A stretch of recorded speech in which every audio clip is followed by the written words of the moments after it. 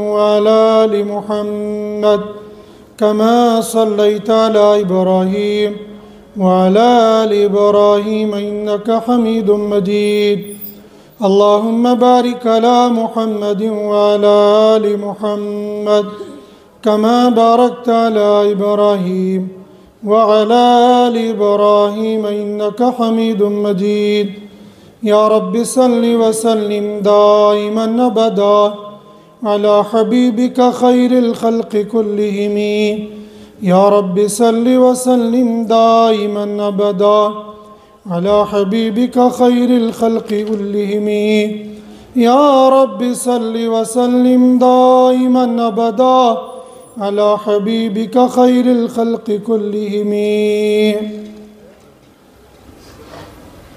یہاں پر موجود حضرات علماء کرام، معزز مہمان، ضلع اودھمپور کے دوردار علاقوں سے آئے ہوئے غیور مسلمان اور دارالعلوم حسینیہ کے عزیز طلباء و انتظامیہ، میری اور آپ کی حاضری اس وقت اس ادارے کے سالانہ اجلاس کے موقع پر ہوئی ہے، اور عام طور پر مدارس اسلامیہ کا سال شعبان المعظم کے اندر ختم ہوتا ہے اور شوال المکرم کے اندر شروع ہوتا ہے۔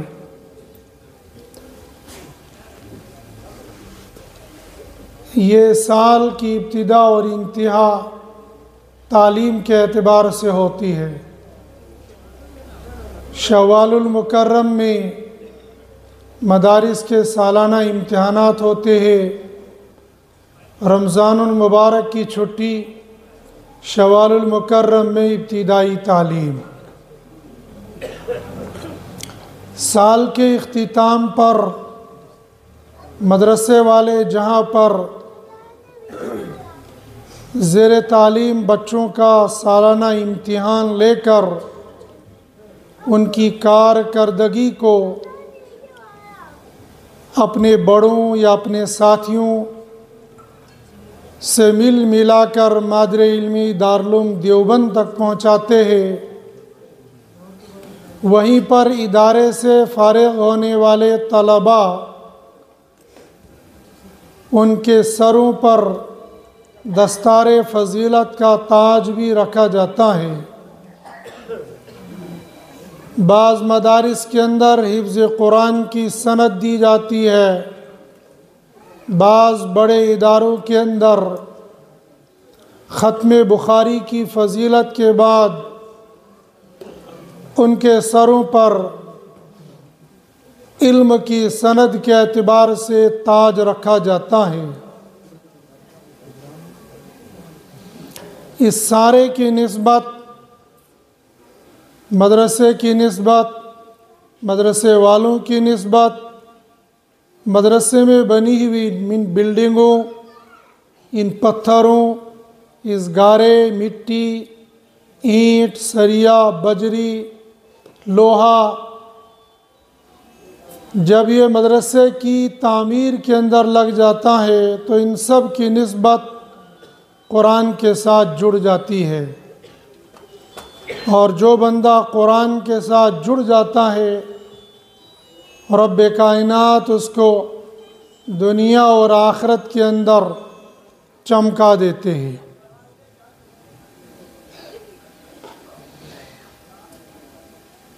ان اجلاس کے اندر بھی عام طور پر فارغ ہونے والے طلباء کی دستار بندی ہوتی ہے۔ لوگوں تک دو پیغام پہنچائے جاتے ہیں۔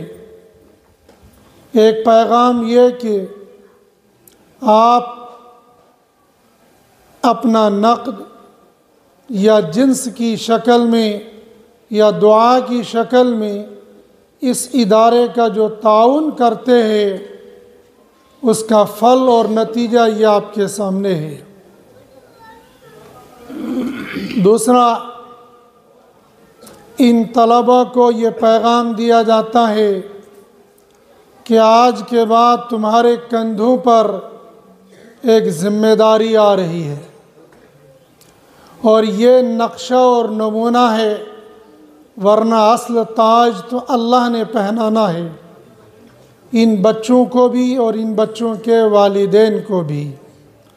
کل قیامت کے دن جب اللہ کا سٹیج سجا ہوگا اور حفاظ کرام کے والدین کو لا کر بٹھایا جائے گا، حدیث میں آتا ہے ان کے سروں پر ایسا تاج پہنا جائے گا جو 14ویں چاند کی طرح چمک رہا ہوگا۔ وہ خود حافظ نہیں بلکہ حفاظ کے والدین ہوں گے۔ ممکن ہے کوئی باپ گھوڑوں کا چرانے کا یا چلانے کا کام کرتا تھا، کسی کا باپ بکریاں چرانے کا کام کرتا تھا، کسی کا باپ چنائی کا کام کرتا تھا، کسی کا باپ پتھر توڑنے کا کام کرتا تھا، کسی کا باپ گارے مٹی کو بنا کر مزدور کو دینے کا کام کرتا تھا۔ دنیا کے مختلف شعبوں میں یہ بندہ زندگی گزار کر گیا ہوگا، اور یہ وہ شعبے ہوں گے جن شعبوں کو دنیا والے بہت کم نظر سے دیکھتے ہوں گے، لیکن وہاں پر اللہ پاک ان کو چاند کے چمکنے والے تاج کے ذریعے سے ان کی عزت افزائی فرمائیں گے اور سارے لوگوں کے سامنے ان کو نمایاں کریں گے۔ یہ تو باپ کا حال ہے، بچے سے کہا جائے گا اقرا ورتقی۔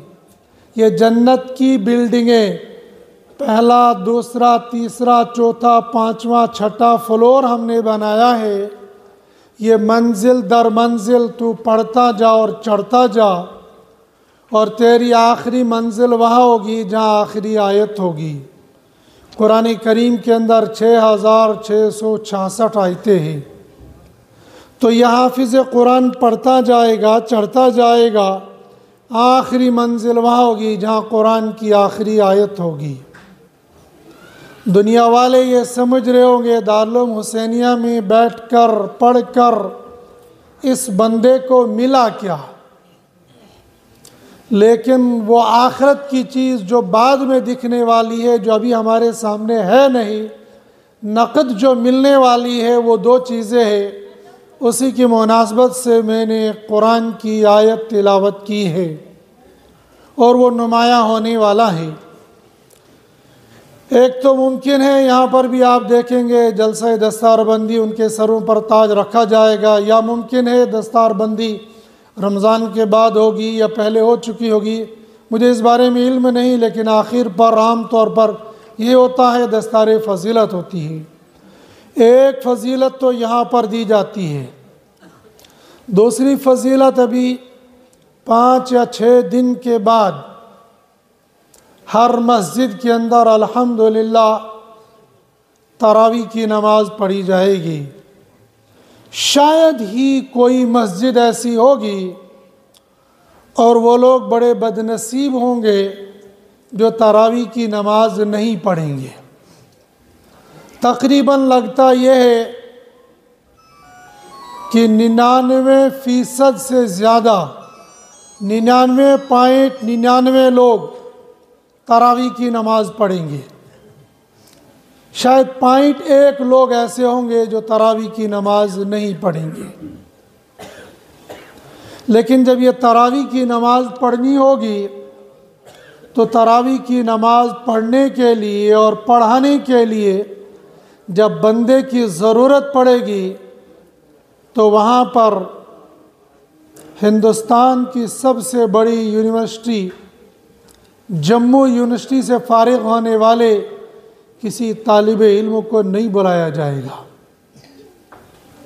یا کشمیر یونیورسٹی سے فارغ ہونے والا اس سال یا پہلے سالوں میں فارغ ہونے والے کسی بچے کو نہیں بلایا جائے گا۔ اور اگر بالفرض مان لو دنیا کی کسی بڑی ڈگری کا حامل جس کے پاس 1 نہیں 2 نہیں 3 نہیں 4 نہیں 5 نہیں 10 ڈگریاں ہوں گی، یہ بندہ میڈیکل میں ٹاپ کرنے والا، انجینئرنگ میں ٹاپ کرنے والا، ہیلتھ میں ٹاپ کرنے والا اور دیگر بہت ساری ڈگریاں اس کے پاس موجود ہوں گی، اور یہ شام کو آئے گا کہ آج کے بعد تراویح میں تمہیں پڑھاؤں گا۔ دنیا کا بے نمازی سے بے نمازی جو سیام نمازی یا حمام نمازی ہوگا، کشمیر میں دو طرح کے نمازی ہوتے ہیں، ایک حمام نمازی، ایک سیام نمازی۔ حمام نمازی والے سردی سے بچنے کے لیے مسجد آتے ہیں، سیام نمازی والے رمضان میں نماز پڑھنے آتے ہیں، اور باقی ساری دنیا میں 8 کھاٹ 360 والے ہوں گے، 8 جمعہ والے، کھاٹ جنازے والے، 360 عید والے۔ وہ نمازی بھی اگر ہوں گے وہ کہیں گے محترم آپ پیچھے ہٹیے، یہاں پر تو یہ مزدور کا بچہ آگے چلے جائے گا۔ وہ کہے گا یہ اس کے باپ کو دیکھو، گارے مٹی سے دن بھر میں لت پت ہوتا ہے، اس کے کپڑے دیکھو یہ پھٹے پرانے ہیں، ناک اس کی بہہ رہی ہے، اور ٹوپی بھی 20 روپے 50 روپے کی پہنی ہوئی ہے، میرا پینٹ کوٹ شلوار قمیض جو بھی ہوگا، میری تو صرف یہ ٹوپی 250 روپے کی، اور اس حافظ صاحب کی ٹوپی یہ 20 روپے کی۔ اس بچے کا سوٹ بوٹ مشکل سے 200 روپے کا، میرا سوٹ بوٹ 5000 کا ہے۔ میرے گھر کا کھانا جو ابھی تم کھا کر آؤ گے کم سے کم ایک وقت میں 500 روپے کا، اور اس کے یہاں تو 50 روپے کا بھی نہیں۔ جو کمپیئر اور تقابل کر رہے ہو تو آگے جانے کا حق میرا یا اس کا ہوگا۔ یہ بڑے میاں کہیں گے تو جو مرضی ہوتا رہے گا لیکن نماز یہ حافظ صاحب ہی پڑھائیں گے، کیوں؟ اس کے سینے میں اللہ کا قرآن ہے، یہ بچہ حافظ قرآن ہے۔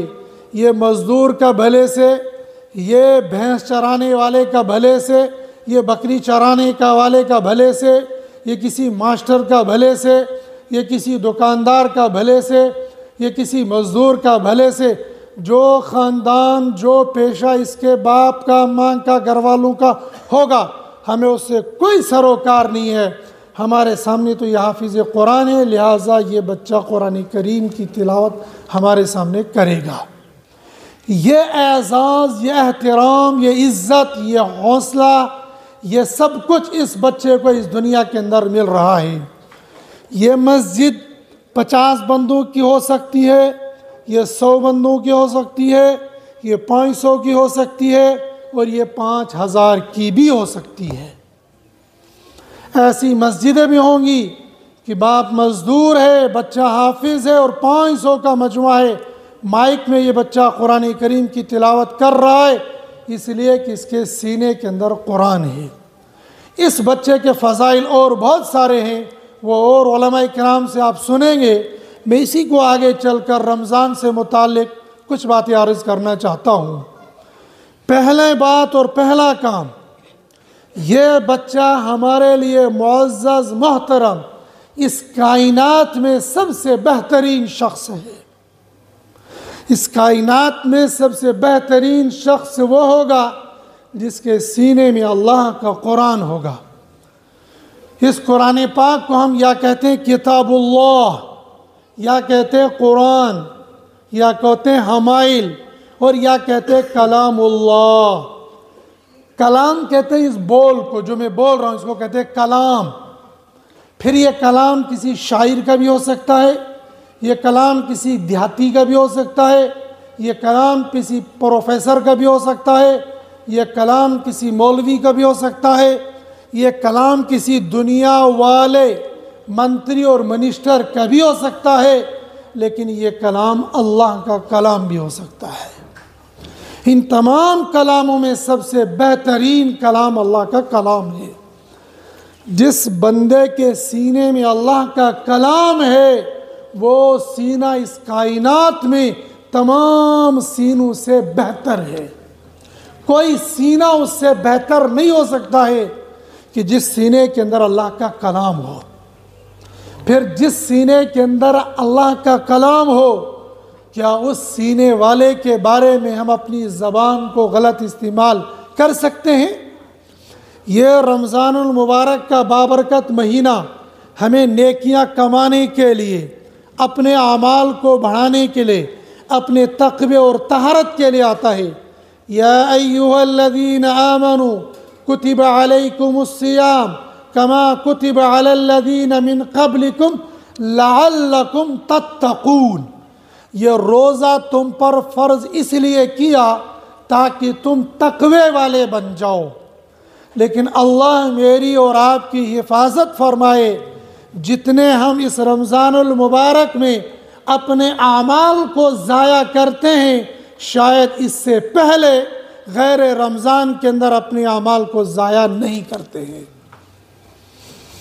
کیوں؟ سب سے زیادہ اس زبان کا غلط استعمال کرتے ہیں۔ اس رمضان المبارک کے اندر جتنی غیبتیں اور جتنی نکتہ چینیاں اور جتنے عیب ان علماء کی، ان حفاظ کے، ان محتمموں کے، ان مدرسوں کے، ان سفرا کے تلاش کیے جاتے ہیں، غیر رمضان میں اتنے عیب تلاش نہیں کیے جاتے ہیں۔ یہ حافظ قرآن جس نے دن بھر رٹا لگایا ہے، شام کو مصلی پر کھڑا ہو گیا ہے، اس کے ذہن پر اللہ کے قرآن کا بوجھ سوار ہوتا ہے۔ لو انزلنا هذا القرآن على جبل لرأيته خاشعا متصدعا من خشیت اللہ فرماتے پتھر پر اگر یہ قرآن نازل کیا جاتا تو یہ پتھر اس قرآن کے بوجھ سے لرز جاتا۔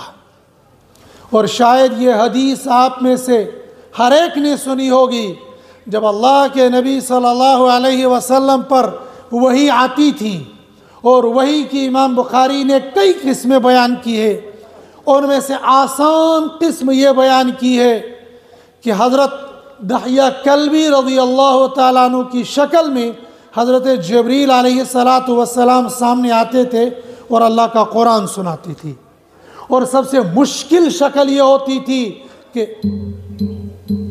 یہ ٹن ٹن ٹن کی آواز آتی تھی۔ اللہ کے نبی نے فرمایا سب سے مشکل شکل اور مشکل صورت یہ ہوتی تھی۔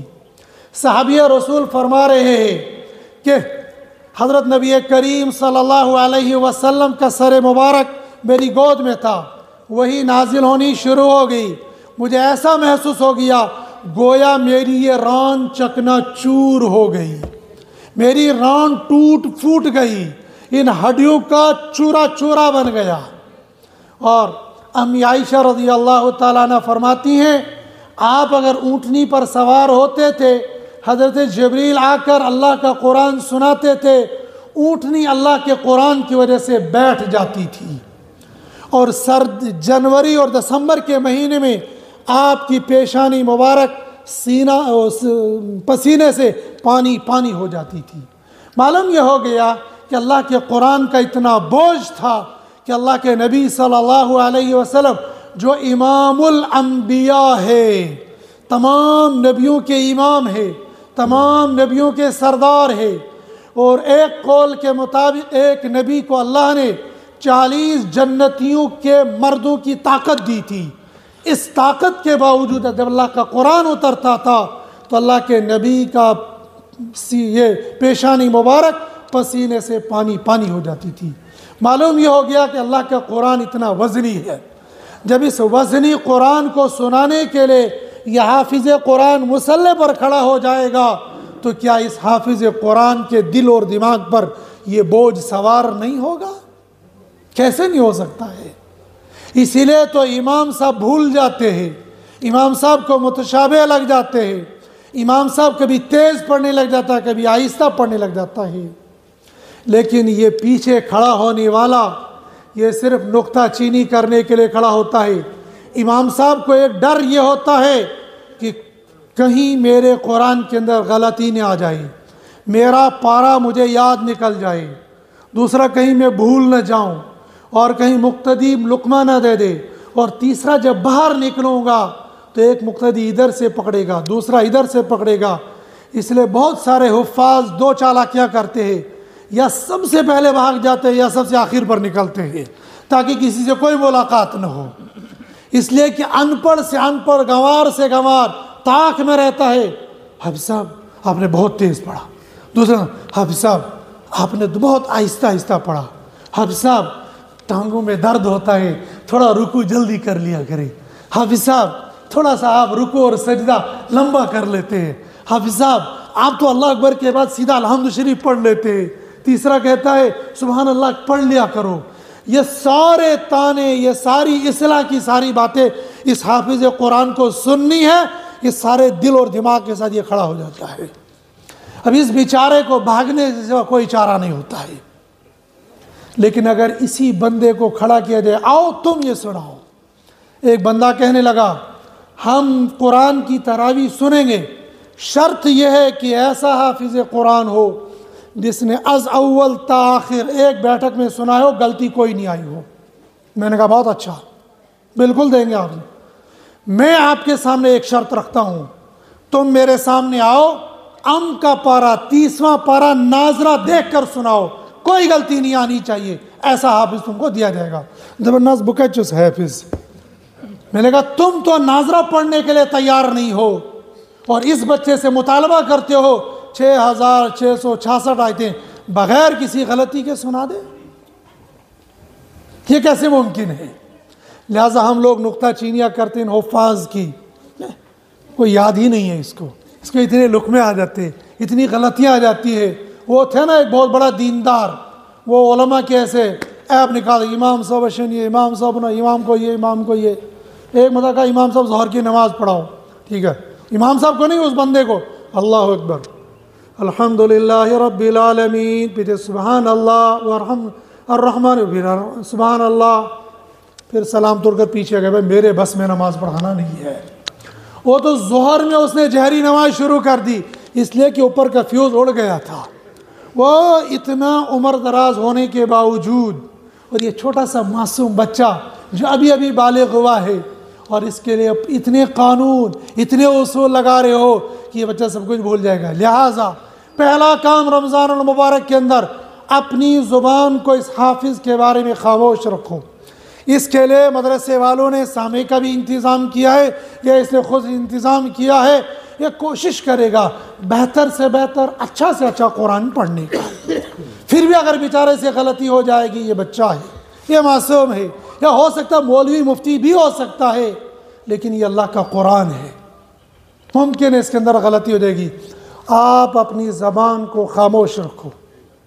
اپنی زبان کو خاموش رکھنے کے ساتھ از اول تا آخر پورا قرآن سنو. ہمارے یہاں تو مزہ لینے کا ماحول ہے. گاؤں دیہات کے اندر اتنا نہیں, تو شہر کے اندر ہوگا. پہلی تراویح یہاں, دوسری وہاں, تیسری وہاں, چوتھی وہاں, پانچویں وہاں. 30 دن کے اندر وہ 30 جگہ تراویح پڑھے گا, اور اس کا مقصد تراویح پڑھنا نہیں, اس کا مقصد قرآن سننا نہیں, اس کا مقصد ہے حفاظ کرام کو ٹیسٹ کرنا.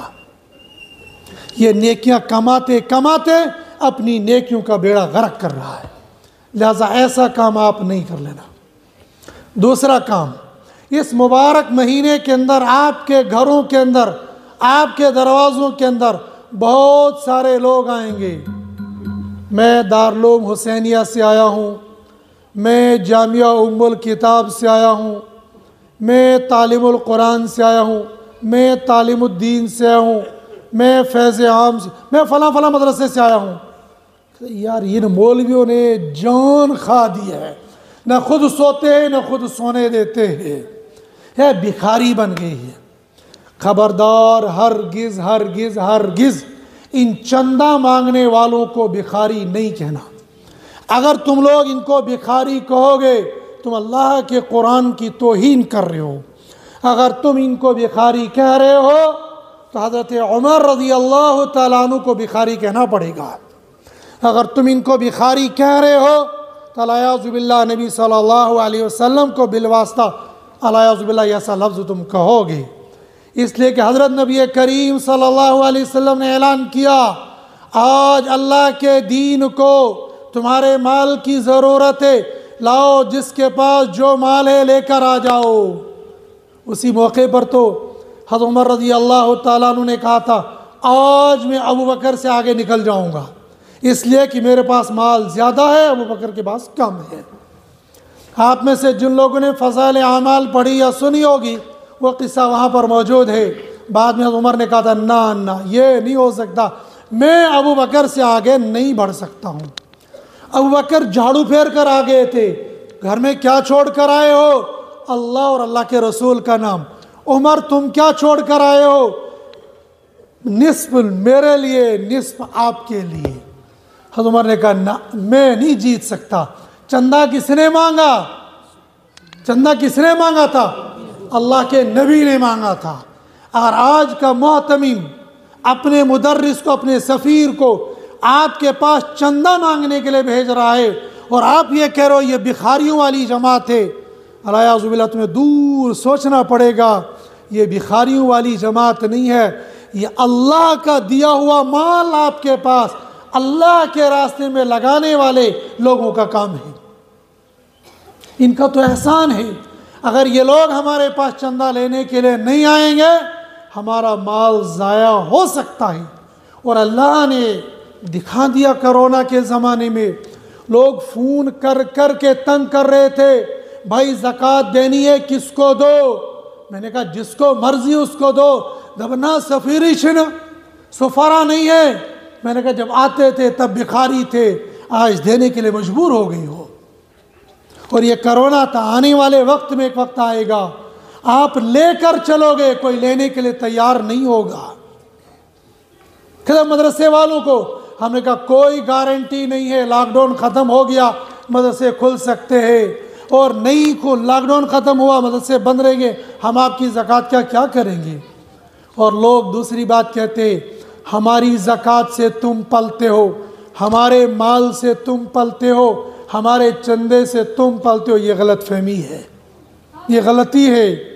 کورونا ہوا، رمضان بند تھا، چندہ تو چندہ ہے، تراویح پڑھنے کے لیے چھٹے بندے کو اجازت نہیں تھی، آ نہیں سکتا تھا۔ اور جو ہی لاک ڈاؤن ختم ہو گیا، مولوی جوک در جوک، بچے بھیجو بچے بھیجو بچے، کھلاؤ گے کیا؟ اللہ کا دیا ہوا رزق، اور تم کہتے ہو ہم دو ہمارے دو، یہ پیغام سب کو پہنچا دو۔ مولوی کہتا ہم بے شمار ہمارے بے شمار، یہ پیغام سب تک پہنچا دو۔ مولانا عبدالحمید صاحب سے ابھی پوچھ لو کتنے بچے ہیں، بتائیں گے اتنے بچے ہیں۔ ابھی ہم نے 10 بچے ہیں، بہت اچھا، لائیے اہلا و سہلا مرحبا۔ کھلاؤ گے کہاں سے؟ اللہ کھلائے گا۔ ہم جو یہ دعویٰ کرتے ہیں ہمارے چندے سے یہ مدرسے چلتے ہیں، یہ غلط فہمی ہے۔ لہذا دوسری بات، ان سفراء کو، ان مانگنے والوں کو، ان چندہ کرنے والوں کو ہرگز توہین آمیز لفظ بالکل نہیں کہنا۔ کہیں ایسا نہ ہو کہ ہمارا ایمان نکل جائے، کہیں ایسا نہ ہو کہ ہمارے اعلیٰ اعمال خراب اور برباد ہو جائیں۔ اور دوسری بات، ایسا ممکن ہے جو بندہ آپ کے پاس چندہ لینے کے لیے آئے وہ اپنے مدرسے کا ٹاپ قاری ہوگا، ایسا ممکن ہے۔ ان کو ٹھیک کرنے دو، یہ خود کریں گے، میری آواز انشاءاللہ آپ تک پہنچ رہی ہوگی۔ ایسا ممکن ہے آپ کے پاس ایسا عالم پہنچ رہا ہوگا جو اپنے علاقے کا بہت بڑا عالم ہوگا، جید حافظ ہوگا، جید عالم ہوگا، اور ایسا ممکن ہے اپنے علاقے کے اندر وہ بخاری شریف پڑھاتا ہوگا، لیکن وہ چندہ کر رہا ہے اپنے لیے نہیں، اپنے گھر کے لیے نہیں، اللہ کی رضا کے لیے اور اللہ کے قرآن کے لیے، اللہ کے نبی کے دین کے لیے۔ ظاہراً شکل یہ بن رہی ہے، یہ وہاں سے چندہ کر کے لائے گا، مطبخ چلے گا، اساتذہ کو تنخواہ ملے گی، بلڈنگ بنے گی اور ادارے چلیں گے۔ لیکن اگر میں نے اور آپ نے چندہ نہیں دیا، یہ مدرسے تب بھی چلیں گے، ان اساتذہ کو تنخواہ تب بھی ملے گی، اور ان بچوں کو کھانا تب بھی ملے گا۔ ابھی میں جموں سے آ رہا تھا، جموں کشمیر کے بہت بڑے مفتی حضرت مولانا مفتی نذیر احمد صاحب قاسمی دامت برکاتہم العالیہ، اللہ ہمیں ان علماء کی قدردانی کی توفیق نصیب فرمائے۔ کتنا کام کرتے ہیں، کتنی باغ دوڑ کرتے ہیں، اور یہ ہم سمجھتے ہیں یہ مولوی کیا کرتے ہیں، بیٹھے رہتے ہیں مدرسوں کے اندر۔ ایک دن کے اندر حضرت مفتی نذیر صاحب نے پچھلے دورے میں 8 گھنٹے بیان کیا۔ پرسوں رات کو پٹھان کوٹ تھے، تقریباً 12 بجے یہاں پہنچے، صبح 7:30 6 بجے یہاں سے نکلے، پنچ پہنچے اور پھر وہاں کے 2-3 پروگرام کر کے صبح 4 بجے یہاں پر پہنچے، پھر چل رہے ہیں، ابھی سری نگر کے لیے نکلے، ابھی کھانا ایک جگہ کھلا رہے تھے۔ ایسے باتوں باتوں میں کہنے لگے کہ لوگ کہتے ہیں ان بچوں کو مولوی بنا کر کھلاؤ گے کیا، اور ہم یہ کہتے ہیں بس کب کرو گے، کب روکو گے۔ ایک مولوی کے دسترخوان پر ایک نہیں 10 یوں ورائٹیاں موجود ہوتی ہیں، اور مولوی کہتا ہے دبن ناز میں اس نے کھانا، میرا پیٹ خراب ہو رہا ہے، دوسرا کہتا ہے کھاؤ گے کیا، یہ مولوی کہتا ہے کہ کھاؤں گا کیسے۔ ہم یہ کہیں گے ہمارے ٹکڑوں پر تم پل رہے ہو، یہ لفظ غلط ہوگا۔ ہرگز ہرگز مدرسے میں پڑھنے والے بچوں اور ان اساتذہ کے بارے میں ایسا لفظ نہیں بولنا چاہیے۔ ہمارے مدرسے میں ہمارے دروازے پر جو آئے گا ہمیں 1 روپیہ دینا ہے یا 1000 دینا ہے یا 1 لاکھ دینا ہے، یہ میری طرف سے لے لو، اللہ اس کو قبول کر لے۔ نہ چندہ مانگنے والے کو مجبور کرنا چاہیے، نہ دینے والے کو کنجوسی کرنی چاہیے۔ لہذا جو آپ کے پاس چندہ مانگنے کے لیے آئے گا، جو اللہ نے توفیق دے دی ہے وہ ان کو ضرور دے دو۔ اور بھی مدرسے کے سلسلے میں بہت ساری باتیں ہیں، وہ آپ اپنی جگہ اور علماء سے سن لیں گے۔ اب میں رمضان میں مجھے اور آپ کو کیا کرنا چاہیے، یہ 2 موٹی موٹی باتیں علماء اور حفاظ سے متعلق میں نے عرض کر دی۔ ہمیں اور آپ کو کیا کرنا چاہیے، وقت تیزی کے ساتھ جا رہا ہے، رمضان المبارک آ رہا ہے، مجھے اور آپ کو چاہیے کہ ہم ایک ٹائم ٹیبل بنا لیں۔ ہم نے بہت کمایا، بہت کھایا، بہت خرچ کیا، دن رات لگے رہتے ہیں، لیکن رمضان المبارک کے اندر ٹائم ٹیبل بنائیں۔ اسی کرونا کے زمانے میں 4 مہینے دکانیں بند رہیں، کاروبار بند رہا، سب کچھ ٹھپ رہا، لیکن ہم نے کہیں نہیں سنا کہ بھوک کی وجہ سے لوگ مر گئے۔ کرونا کے نام پر بہت سارے لوگ مر گئے، کرونا کے نام پر بہت سارے لوگ مر گئے، لیکن بھوک کی وجہ سے لوگ مر گئے ہوں گے شاید نہیں۔ بلکہ ایسا ممکن ہے جن لوگوں کو ہم یہ سمجھ رہے تھے کہ رمضان میں ہمیں زکوٰۃ دینی ہوتی ہے، ہو سکتا ہے یہ رمضان میں ایک چاول کی گتھی کھاتے تھے، انہوں نے سمجھا کہ ان کے پاس کیا ہوگا۔ ان حافظ صاحب نے بھی کرونا میں بہت مال تقسیم کیا یہاں سے، ان سب نے مال کیا تقسیم کیا ہوگا۔ ہو سکتا ہے بعض غریب غربا کے گھروں میں ایک گتھی نہیں، چاول کی 4 گتھیاں چلی گئی ہوں گی، اور اس کے پاس ایکسٹرا آ گیا ہوگا۔ وہ اللہ دینے والا دے رہا ہے، پھر ہمیں کیوں اپنے وقت کو اتنا لگانا ہے؟ اس رمضان کے اندر بھی وقت کی پابندی نہیں کریں گے، وقت کا ٹائم ٹیبل بنائیں اور عبادت کو الگ کر لیں اور دنیا کے کاروبار کو الگ کریں۔ اگر ہم دنیا کا کاروبار 8 گھنٹے کرتے تھے، اس رمضان مبارک کے اندر 4 گھنٹے کر لو۔ اگر ہم عبادت کے اندر 24 گھنٹے میں 4 گھنٹے لگاتے تھے، رمضان المبارک کے اندر 8 گھنٹے لگا لو۔ جب ٹائم ٹیبل بنائیں گے تو انشاءاللہ وقت میں برکت ہوگی۔ پہلا کام یہ کرنا ہے، ہم سنتے اور سناتے بہت ہے کہ جو شخص 40 دن تکبیر اولیٰ کے ساتھ 5 وقت کی نماز پڑھے گا، اللہ کی طرف سے اس کو 2 پروانے ملیں گے۔ اگر میں اور آپ اس وقت اپنا تجزیہ کر لیں گے کہ اس زندگی کے اندر، مثال میری 40 پلس زندگی ہو گئی، اس 40 پلس زندگی کے اندر میں نے کتنی مرتبہ لگاتار 40 دن تکبیر اولیٰ کے ساتھ نماز پڑھی ہے، تو شاید ہم میں سے اکثر لوگوں کو گردن جھکانی پڑے گی کہ آپ 40 دن کی بات کرتے ہو، 4 دن نہیں ہوتی ہے، الا ماشاء اللہ۔ لہذا ہم رمضان کے لیے طے کر لے، ہم رمضان میں 40 دن تکبیر اولیٰ کے ساتھ نماز پڑھیں گے۔ 5 دن کل سے شروع کر لے، 5 دن عید کے بعد کر لیں گے، 30 دن رمضان کے 40 دن مکمل ہو جائیں گے، یا رمضان کے بعد 10 دن اور ایکسٹرا کر لیں گے، ممکن ہے۔ دبن نازی یہ تیرش ممکن۔ تم لوگ بیکار ہو، مدرسے کے اندر رہنے والے، مسجد کے اندر امام ہیں، بہت سارے مجھے کہتے ہیں امام نہ چیزیں چاند نہ چیزیں دھند، اور کوئی بڑے رہے گا تو کہے گا یہ بات، لیکن میں اس شخص کو جانتا ہوں، ایسے شخص کو جانتا ہوں، گزشتہ رمضان المبارک کا مبارک مہینہ تھا، بندے نے طے کیا مجھے 40 دن تکبیر اولیٰ کے ساتھ نماز پڑھنی ہے۔ 4 رمضان المبارک کو کسی رشتہ دار کی موت ہو گئی، 250 کلومیٹر دور جانا تھا، ٹینشن پڑ گئی، میں نے تکبیر اولا شروع کی تھی، سفر میں اور رمضان میں کیسے قابو میں لاؤں گا؟ اس نے نیت کی تھی، اللہ نے وہ انتظام کیا، وہ اپنی جگہ سے عشاء کی نماز پڑھ کر اور پڑھا کر نکلا، واپس عشاء کی نماز اپنے مقام پر پڑھی، راستے کی تمام نمازیں جو 5 نمازیں اس کو آ گئی تھی، 4 نمازیں تکبیر اولا کے ساتھ راستوں میں مل گئی۔ جب بندہ کوشش کرتا ہے اللہ پڑھوا دیتے ہیں۔ جس نے پڑھنی نہیں ہوتی ہے وہ 5 الارمیں رکھ کر بھی فجر کی نماز جماعت کے ساتھ نہیں پڑھتا ہے، اور جس نے پڑھنی ہوتی ہے بغیر الارم کے کھڑا ہو جاتا ہے۔ سحری کے لیے عورتیں فٹ سے اٹھتی ہیں بغیر الارم کے، اور غیر رمضان میں فجر بھی بعد میں کہیں 9 بجے پڑھ لیتی ہے۔ جب فکر ہوتی ہے تو ہو جاتا ہے۔ لہذا پہلا کام 5 وقتہ نماز تکبیر اولا کے ساتھ پڑھنے کی کوشش کریں گے انشاءاللہ۔ دوسرا کام، اس مبارک مہینے کو قرآن کے ساتھ نسبت ہے۔ شہر رمضان الذی انزل فیہ القرآن، یہ وہ بابرکت مہینہ ہے جس کے اندر اللہ کا قرآن نازل ہو گیا ہے۔ ایک قرآن وہ ہے جو حافظ قرآن سے سنیں گے، ایک قرآن وہ ہے جو میں اور آپ پڑھیں گے۔ کوشش کرے روزانہ کی بنیاد پر کم سے کم 2.5 پارے پڑھ لیں۔ مشکل کہنے کے لیے، سننے کے لیے مشکل، لیکن کرنے والے کے لیے بہت آسان۔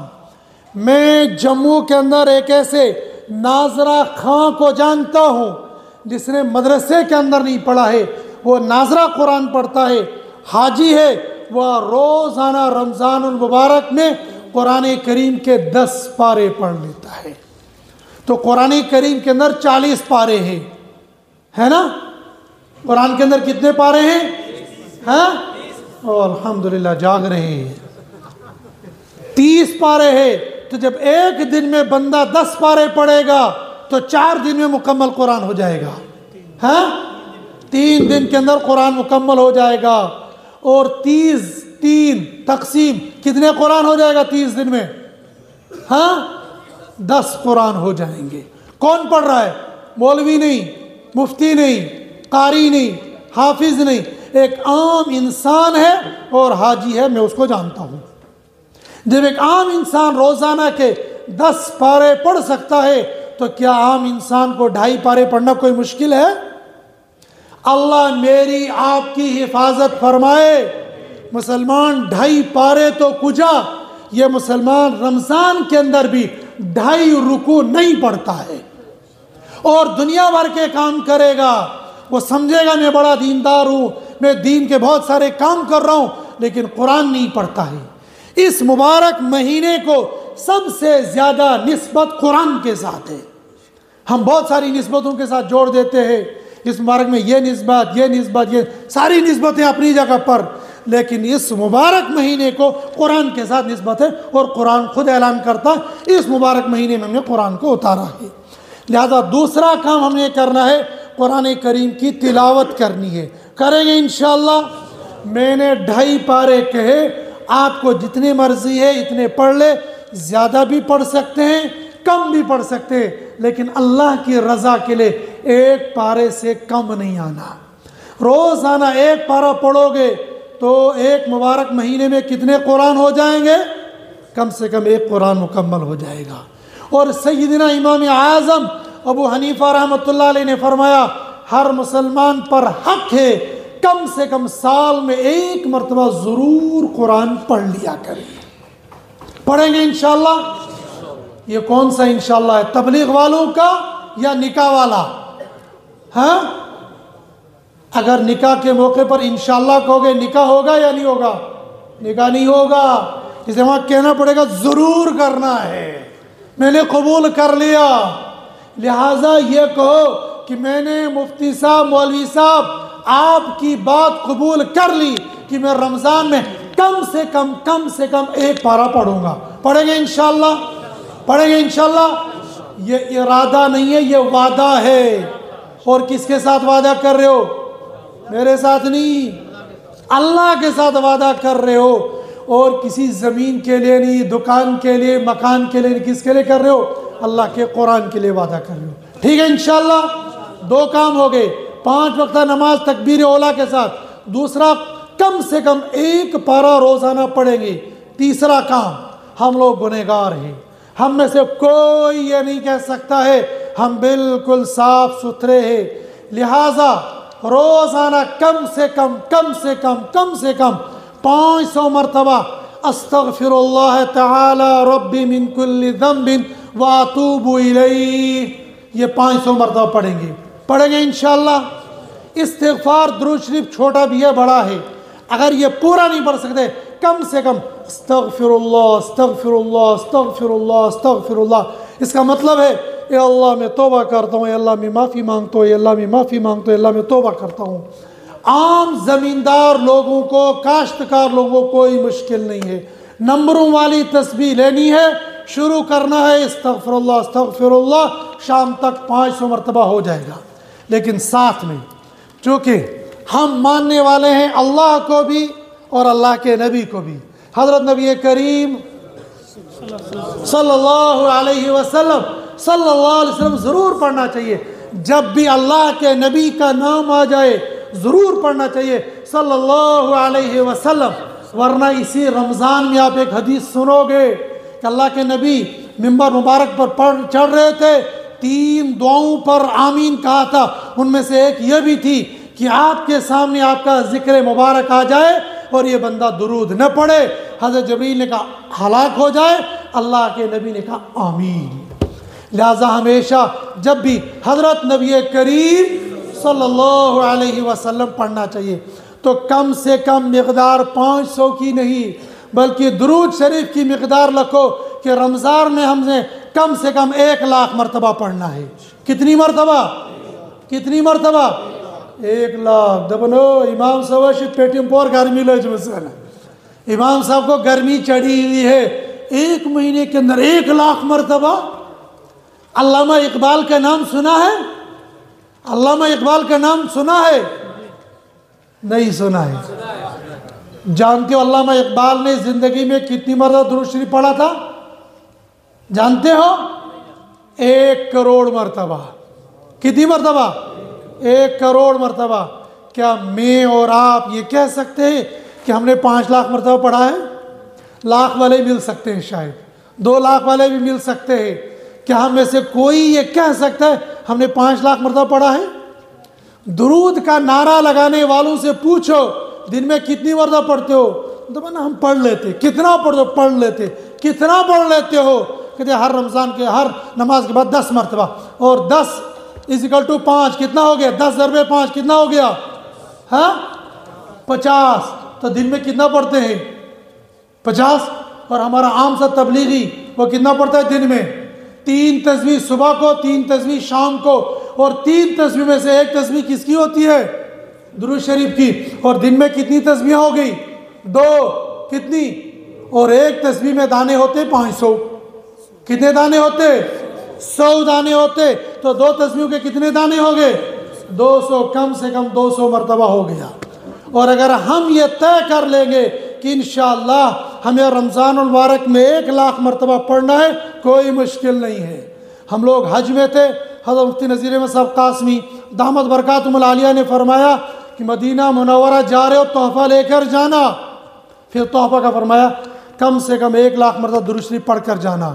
ایک خاتون جو حج میں تھی جب مدینہ منورہ پہنچے، مفتی صاحب محاذ پڑھو 1,00,000، پھر ایک خاتون نے 1 ہفتے کے اندر 1,00,000 مرتبہ درود شریف پڑھ لیا۔ درود پاک کون سا پڑھنا ہے؟ چاہے درود ابراہیمی جو نماز میں پڑھتے ہو، چاہے یہی حضرت نبی کریم صلی اللہ علیہ وسلم صلی اللہ علیہ وسلم صلی اللہ علیہ وسلم صلی اللہ علیہ وسلم۔ ایک مرتبہ ایک بندے کو میں نے کہا درود شریف پڑھو، اس کو کہتے تم نے کیسے؟ نبی صاحب خواب مسجد، اس کے دماغ میں یہ چڑھ گیا تھا نبی صلی اللہ علیہ وسلم خواب میں آنے چاہیے تھے، اور پیشے کے اعتبار سے وہ ڈاکٹر تھے، مجھے بھی جان چھوڑانی تھی۔ میں نے کہا 1,00,000 مرتبہ درود پڑھو ہو جائے گی۔ حالانکہ 1,00,000 مرتبہ درود پڑھو کوئی ضروری ہے، زیارت ہے ضروری نہیں ہے، لیکن مجھے جان تو چھوٹ جائے گی۔ اسے شروع کر دیا۔ 1 ہفتے کے بعد جمعے کے دن جمعے کی نماز سے پہلے السلام علیکم ورحمۃ اللہ، مفتی صاحب میں اشراق پڑھ کے سویا تھا، الحمدللہ اللہ کے نبی صلی اللہ علیہ وسلم کی زیارت ہو گئی۔ ہم میں سے ہر شخص یہ چاہتا ہے نا اللہ کے نبی کی زیارت ہو جائے، تو درود پاک پڑھیں گے، زیارت بھی ہو سکتی ہے، لیکن اس نیت کے لیے نہیں۔ ممکن ہے ہو جائے، اگر اس نیت کے لیے پڑھو گے، یہ میرے اور آپ کے اختیار میں نہیں، اللہ کے اختیار میں ہے۔ اگر اس نیت سے پڑھو گے، زیارت نہیں ہوئی، تو پھر کہو کہ فائدہ ہی کوئی نہیں۔ حالانکہ درود پاک کے پڑھنے کا فائدہ بہت سارا ہے۔ اللہ کے نبی صلی اللہ علیہ وسلم نے فرمایا، اگر کوئی شخص میری قبر پر درود پڑھتا ہے، میں اس کو براہ راست سنتا ہوں، اور دور جا کر کوئی پڑھتا ہے، فرشتے آ کر اس کو پہنچا دیتے ہیں۔ اور بھی بہت سارے کام کرنے کے ہیں، لیکن میں نے آپ کو 4 کام بتائے رمضان کے حوالے سے۔ پہلا، تکبیر اولیٰ کے ساتھ نماز پڑھیں گے۔ دوسرا، قرآن پاک کی تلاوت کثرت کے ساتھ کریں گے، اور کم سے کم 1 پارہ۔ دوسرا، استغفار پڑھیں گے کم سے کم دن میں 500 مرتبہ، اور پورے مہینے کے اندر کم سے کم 1,00,000 مرتبہ درود پاک پڑھیں گے۔ اللہ پاک مجھے بھی آپ کو بھی عمل کی توفیق عطا فرمائے۔ وآخر الدعوانا الحمدللہ رب العالمین۔ تکبیر، نعرہ تکبیر، نعرہ